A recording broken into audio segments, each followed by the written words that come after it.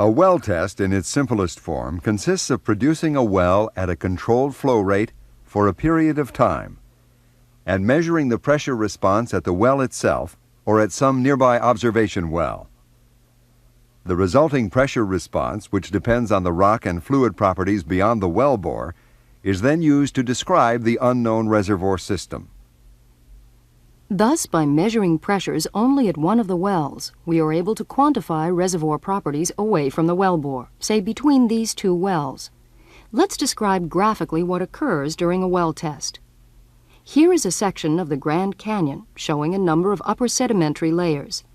Let us assume that this zone, which is about 50 meters thick, has hydrocarbon potential, that we have drilled a well through it and have verified the presence of hydrocarbons.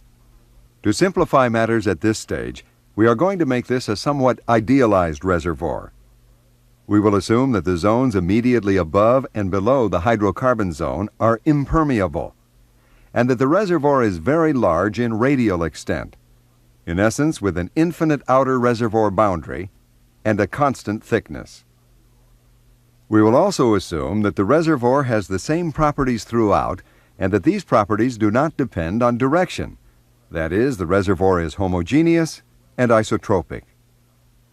The well fully penetrates the zone and is perforated throughout the interval. No damage was done to the formation during completion.